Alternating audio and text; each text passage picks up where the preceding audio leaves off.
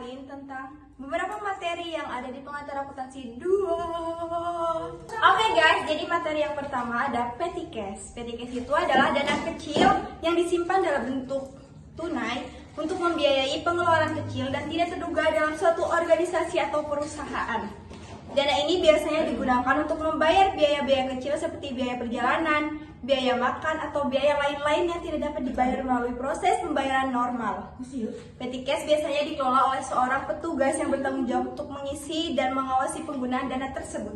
Kedua, rekonsiliasi bank. Rekonsiliasi bank adalah proses membandingkan catatan keuangan internal perusahaan dengan laporan bank untuk memastikan bahwa kedua catatan tersebut sesuai dan akurat.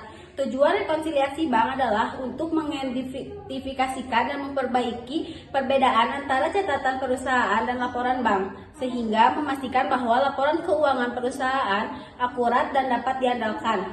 Proses ini melibatkan pencocokan transaksi, penyesuaian kesalahan, dan penghapusan item-item yang relevan. Ketiga, ada akun receivable atau piutang usaha. Adalah jumlah uang yang harus dibayar oleh pelanggan kepada perusahaan atas penjualan barang atau jasa yang dilakukan secara kredit. Akun receivable merupakan aset lancar perusahaan yang diharapkan dapat diubah menjadi kas dalam waktu dekat. Perusahaan perlu mengelola akun receivable dengan baik untuk memastikan bahwa piutang dapat ditagih dan diubah menjadi kas secara tepat waktu. Keempat, notes receivable adalah piutang yang didukung oleh dokumen resmi seperti promise atau wesel yang menyatakan jumlah yang harus dibayar oleh debitur kepada perusahaan pada tanggal tertentu. Note receivable memiliki jangka waktu tertentu dan biasanya memiliki bunga. Ini dianggap sebagai aset perusahaan yang dapat diubah menjadi kas pada saat jatuh tempo.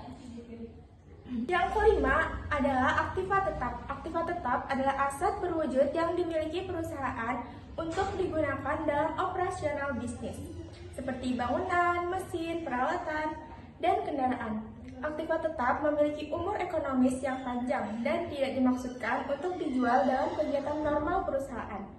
Nilai aktiva tetap biasanya disusutkan secara bertahap selama umur ekonomisnya melalui proses depresiasi.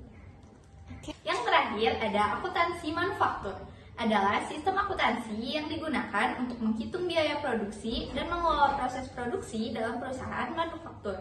Ini melibatkan penghitungan biaya bahan baku, tenaga kerja, dan overhead pabrik.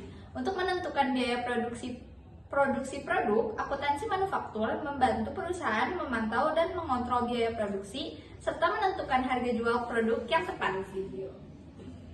Oke, jadi segini aja dari kita teman-teman semuanya. Terima kasih. Sekian dari kita. Terima kasih dan semoga paham.